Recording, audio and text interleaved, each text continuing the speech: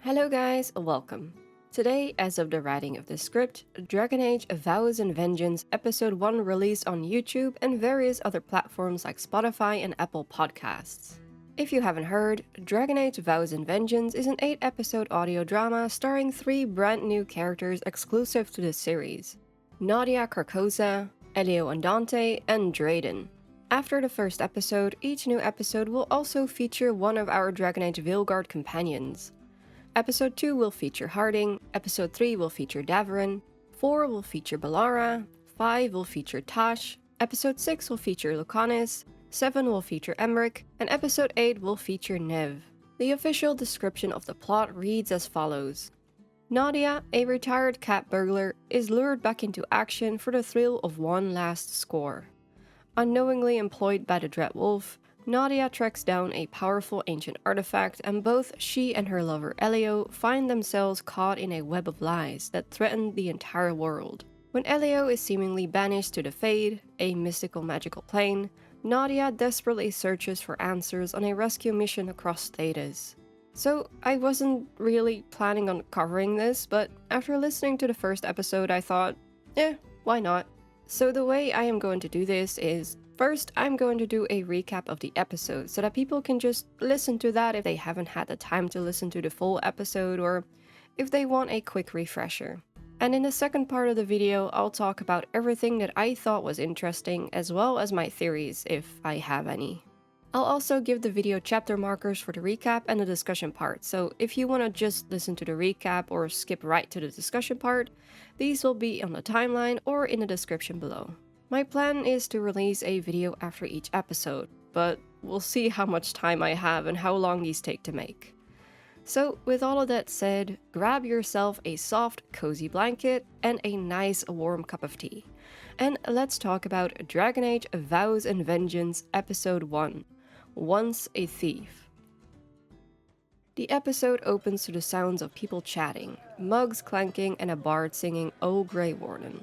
We hear a chair get pulled up, and a character named Olin is telling some of the other tavern guests a story about an encounter he had with some Qunari. Before he reaches the interesting part of the story, he stops and tells the other guests that he's had enough for tonight, and if they come back tomorrow, with coin, he will finish the story, including all the gory details. When Olin comes home, he is surprised by an unexpected visitor, Nadia Carcosa. Olin asks Nadia what she's doing here and if she was followed. Every Templar, guard, warden, and bounty hunter of this side of Thedas is looking for her right now. Nadia says that she just wants to have a quick drink with an old friend. Olin urges her to leave, but Nadia insists. "One drink and then you're gone," he says. Nadia toasts to Elio, and Olin takes a sip of the drink Nadia just poured for him. Nadia tells him she wants answers regarding the most recent job where things did not quite go according to plan. Olin says he had no idea things would go down like this and tells Nadia to leave again, but Nadia says that if she leaves, how is he going to get the antidote? Nadia lets Olin know that what he just drank wasn't an Orlesian ale. The poison will eventually kill him, but for now, they can talk. And Nadia wants answers. She tells him to start from the beginning. We then cut to Nadia and Elio at Elio's estate in an earlier date and time. Elio wakes Nadia and tells her he has got a surprise for her. In the dining chamber, the table is set, there's flowers, and music is playing. When Nadia asks what all of this is for, Elio tells her it's for her birthday. Nadia doesn't know when her actual birthday is, so Elio figured it could be any day. Why not today? Elio gives Nadia a ring that belonged to his great-grandmother, a wedding ring. This upsets Nadia, and the two get into an argument. It's here that we learn that Elio and Nadia are together in secret. Nadia is a liberati, a legally freed slave with limited rights and not even considered a citizen. Elio is a magister, a member of the magisterium, which is the upper house of the Tevinter Imperial Senate, so someone with a lot of political power. Nadia believes wearing this ring and marrying a magister will essentially put a target on her back. They love each other, but Nadia is content to live the way they do now, while Elio wants more. And this frustrates Nadia. Nadia leaves the estate to get some fresh air. When she enters her own boathouse, she is greeted by Vic, one of her old friends, who tells her Olin's got another job for her. Nadia refuses at first, saying they know she is out, but Vic assures her that this is a special one. So Nadia meets with Olin in a tavern where he gives her the details. There is little information and the stakes are incredibly high, but the reward will be a very large amount of coin. All Nadia has to do is break into Arcanist Hall, the archives, and steal an artifact called the Eye of Cthiska. Nadia agrees, saying she could use some fun. Olin is a little surprised at Nadia's reaction as he thought she was actually retired, to which Nadia replies that no, she was never retired, she just took a break from reality. Everyone's got to wake up sooner or later. As Elio is making his way through Dogtown to find Nadia, he is approached by Nev Gallus, a private detective working in Minrathous. Elio asks her what brought her to him, and Nev tells him it's about Nadia. She's about to do something quite reckless, and you have to stop her. It takes a bit to convince Elio, as breaking into places and stealing things is kind of Nadia's thing, and once her mind is set, it is very hard to change. But Nev stresses that Elio needs to find a way to stop her, because many lives depend on it. We then cut to Nadia and Vic breaking into the archives. Their plan is to throw a grappling hook through an open window and use it to get inside. However, Nadia is a little too impatient and accidentally draws the attention of the guards. Vic tells her to get inside and get the artifact while he deals with the guards. In the meantime, Elio enters the archives through the main entrance. Although he had a little trouble convincing the guards to let him through, they eventually let him pass.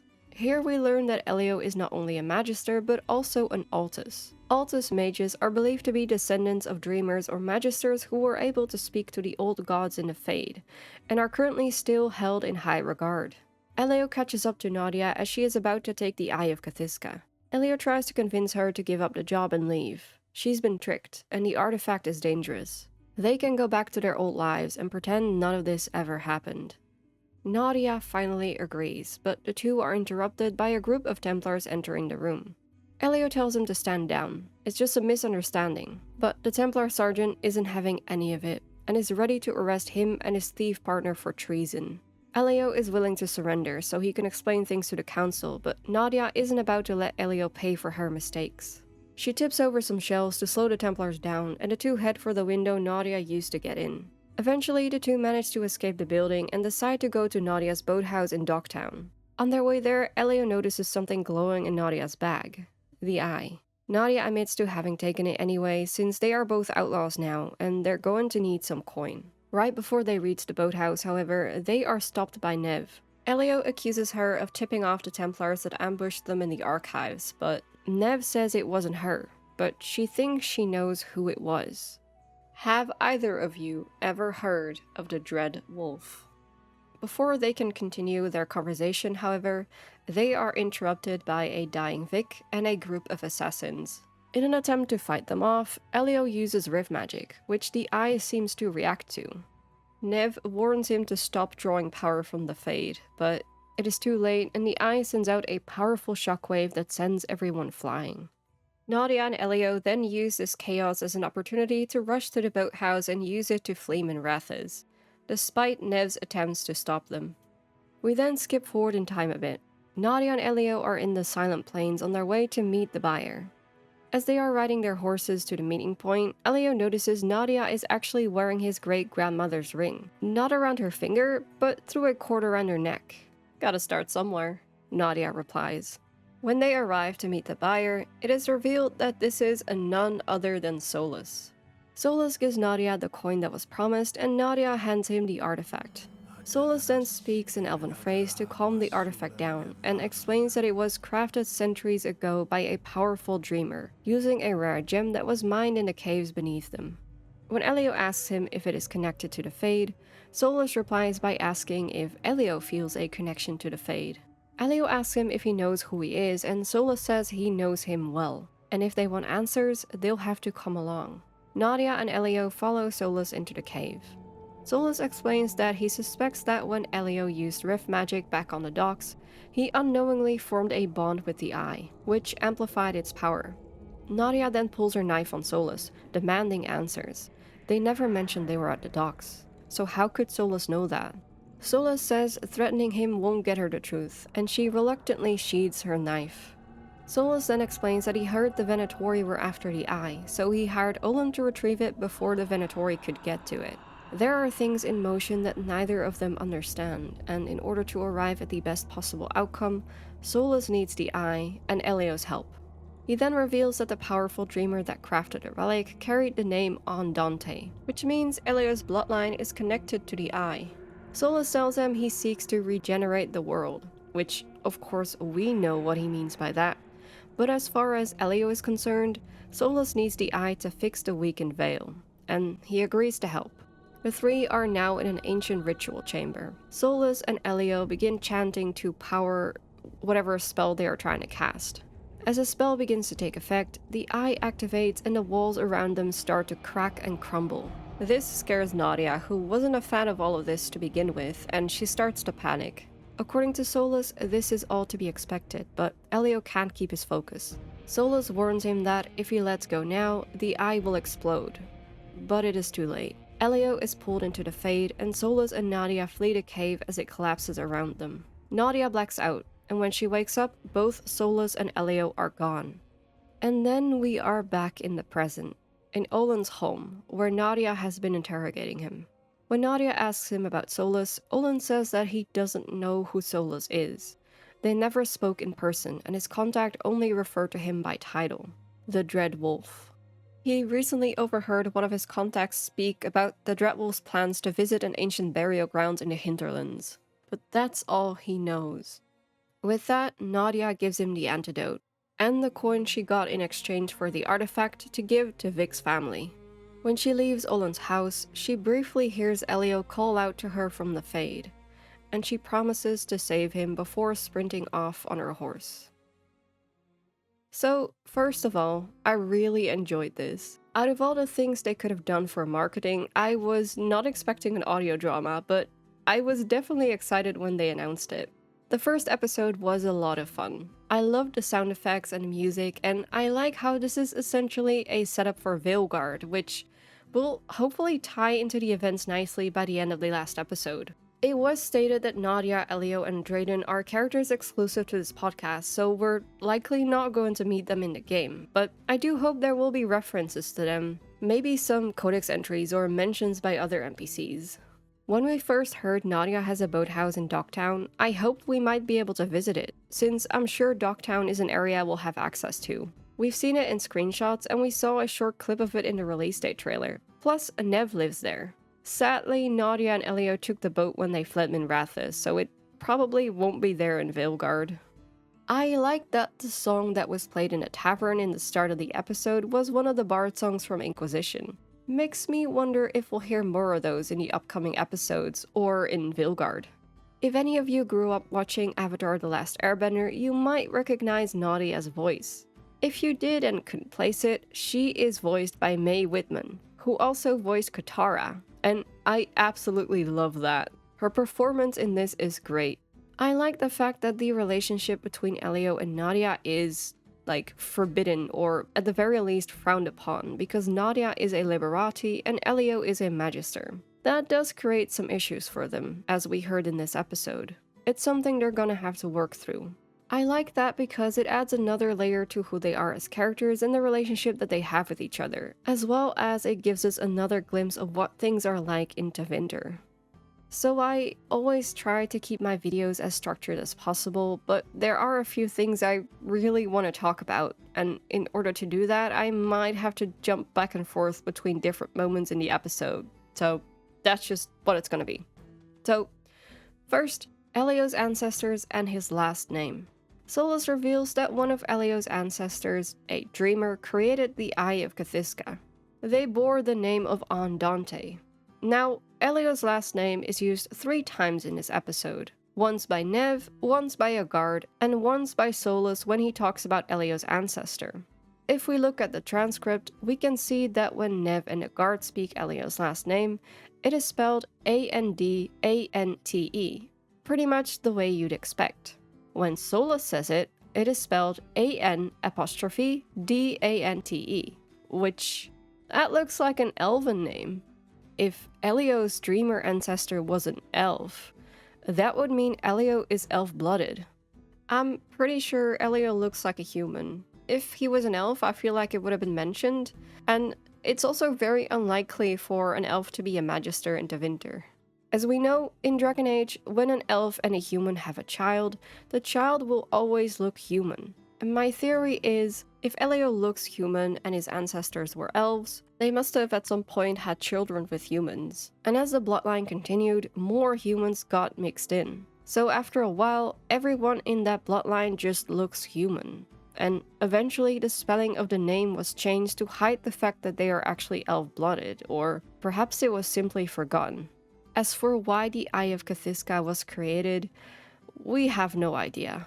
We do know that both Solus and the Venatori want it, as Solus also reveals that he hired Olin to snatch the eye before the Venatori could get to it. Of course, all of this turns out to be a part of Solus's plan, but there are a lot of pieces to this puzzle. And at first I wasn't quite sure how they all fit together. Nev, for example. How did she know about the eye? And isn't it very convenient that she knows what Nadia is about to do? Well, after thinking about it for a bit, I have a theory.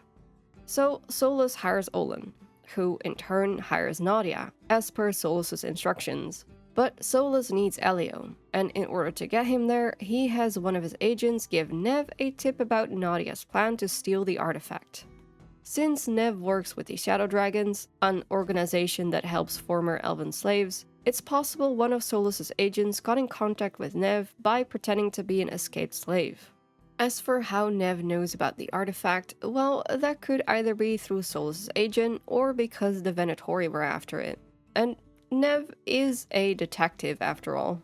So Solus's agent lets slip that Nadia is about to steal the Eye of Cthulhu and that Elio might be the only person that can convince her to stop. So Nev warns Elio, Elio goes after Nadia, and then another one of Solus's agents tips off the Templars, ensuring Elio has no choice but to escape and leave with Nadia, who simply refuses to give up the job because of the large amount of coin that was promised. And here we are. Solus has both the eye and the magister he needs to help him perform the ritual. Speaking of which, so in order to power down the artifact or take control of it, I'm not really sure what he does, but he says something in Elven.